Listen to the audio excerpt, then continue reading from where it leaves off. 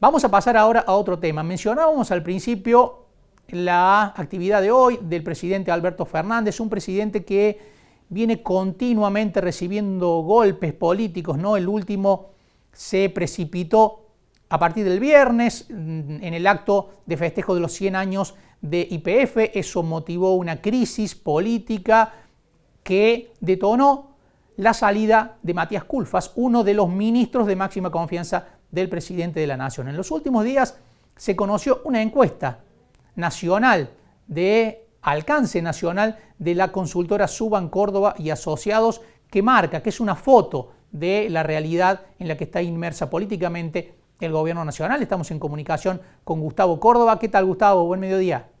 Hola Marcos, ¿cómo te va? Un gusto. Muy bien, un gusto igualmente. Bueno, Gustavo, has mostrado una foto del deterioro que está teniendo, que está profundizándose en cuanto al gobierno nacional, ¿no?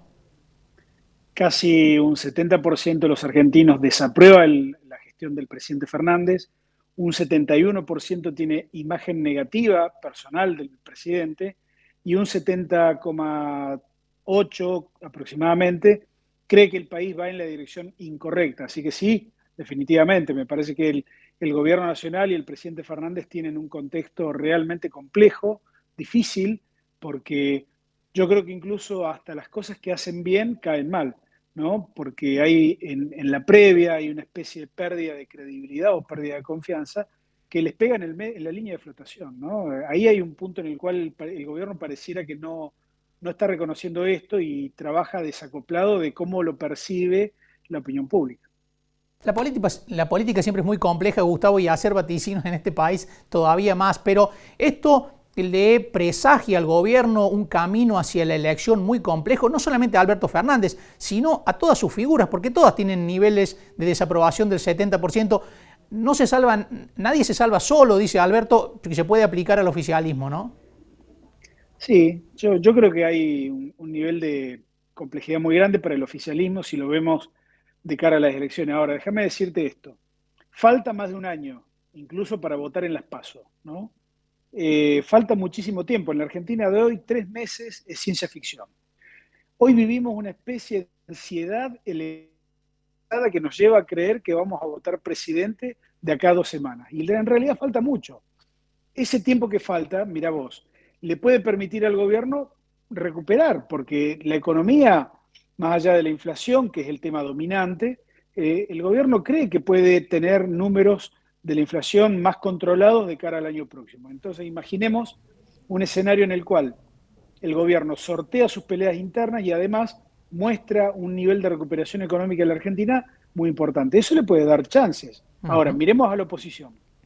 7 precandidatos a presidente en la oposición, Marcos. Sí, sí, que también 7. tiene unos Es problemas decir, enormes, ¿no? digo, convengamos que no es la mejor carta de presentación para un espacio que quiere volver a ser gobierno en la Argentina. Es poco serio tener tantos precandidatos a presidente. Y además está Milei, digamos, que ha irrumpido y ha generado una especie de tripartidismo en la Argentina, inestable, porque además, déjame decirte, como para cerrar este análisis, las tensiones internas de los grandes espacios, tanto del Frente de Todos como de Juntos por el Cambio, a mí me hacen pensar que todavía no hemos visto la definición de cuántos espacios van a competir el año próximo, ¿no? Porque podemos tener hoy de 3, mañana de 4 e incluso un escenario de 5, Ujú. pareciéndose cada vez más el escenario del 2023 al escenario que tuvimos en el 2003, 20 años atrás, en donde hubo 3 candidatos filoradicales y 3 candidatos filoperonistas. Hay varios datos que me llamaron mucho la atención, Gustavo, por lo que está marcando como línea de pensamiento de la mayoría de la sociedad argentina, de tu encuesta anterior y de esta. Por un lado, la encuesta anterior pidiendo ajuste, ¿no? Que en Argentina es una palabra y un concepto muy mal visto. Y en esta encuesta pidiendo política de shock. Eso marca también una realidad del electorado y de la ciudadanía muy particular, ¿no? Sí, pero déjame darte un contexto para eso porque me parece que es válido. Creo que mucha gente lo que tiene es poca paciencia, ¿no? Digo, está ya cansada de esperar tantos años un modelo económico que rinda o que le dé, que esté a la altura de las expectativas, ¿no? La gente tenía mucha expectativa con Macri y, bueno, hubo un voto castigo muy fuerte. También hubo una gran expectativa con Alberto Fernández y también hubo un voto castigo muy fuerte también en materia económica, ¿no? Entonces, aquí lo que hay que plantear es que eso que nosotros preguntamos no es si la gente está de acuerdo o no con una política de shock, porque no mencionamos ninguna en particular, ¿no? Fíjate qué interesante esto, porque sí tenemos que el 60% de los argentinos está sumamente impaciente, quiere que ocurra algo, pero si, a ver, yo no tengo dudas de que si le planteásemos, bueno, te van a reducir un 30% tu sueldo, la gente no va a estar a favor. O si le planteamos que hay que bajar un 20% las jubilaciones, o que te van a aumentar 2000% la tarifa de luz, de gas o de agua.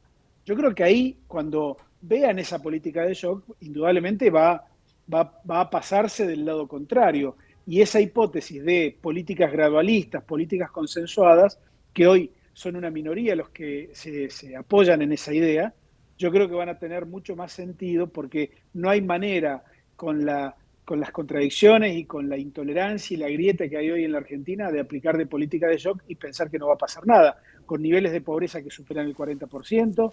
¿Viste? En la encuesta anterior nosotros planteamos, hay que eliminar los planes sociales, y el 65% de la gente estaba de acuerdo. Ahora, ¿qué hacemos entonces con esa enorme cantidad de argentinos y argentinas que hoy cobran planes sociales? Claro, se pierden de vista también las consecuencias, ¿no?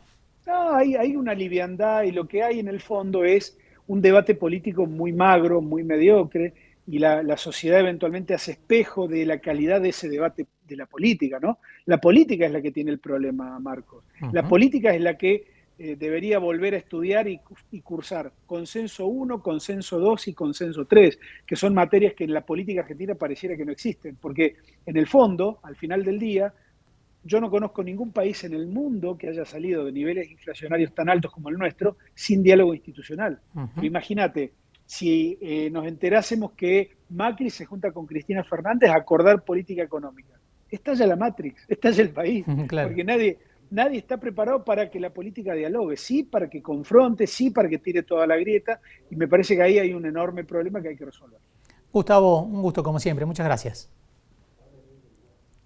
Que andes muy bien. Gustavo Córdoba, consultor político de Suban Córdoba y Asociados, ofreciéndonos un detalle de la última encuesta de alcance nacional que realizó la consultora y que, como nos decía Gustavo, está marcando un deterioro cada vez más profundo en los índices de imagen del gobierno nacional, principalmente de Alberto Fernández, el presidente, pero también es un deterioro que se extiende a todas las figuras del oficialismo, algunos más, otros menos, pero por ejemplo están muy desgastados, por supuesto, obviamente Alberto Fernández, por supuesto Cristina Fernández, Máximo Kirchner, muy golpeado también Sergio Massa, es decir, no parece tener figuras alternativas, por lo menos en el elenco que hoy tiene el principal protagonismo, que le den una posibilidad de cara a 2023. Si bien nos aclaraba Gustavo Córdoba que la realidad del país es tan dinámica, tan cambiante, que no hay que descartar que a 2023 alguna figura del gobierno, si es que Alberto Fernández logra remontar en parte la situación económica, que llegue con chances en un escenario que hoy se está planteando bastante atomizado, como mínimo en 3/3, ¿no? Por un lado está el Frente de Todos, por otro lado Juntos por el Cambio, que tiene enormes problemas también para ofrecer una propuesta coherente a la sociedad, y por el otro lado está Javier Milei, esta irrupción del Partido Libertario, aunque también hay otros protagonistas como son la izquierda y puede ser alguna otra alternativa que pueden atomizar aún más el panorama. Y si el gobierno llega con una situación económica no tan límite como la actual, algo que no es fácil, es muy difícil de que lo logre, puede llegar a tener chances en 2023, eso nos decía Gustavo Córdoba. Ahora vamos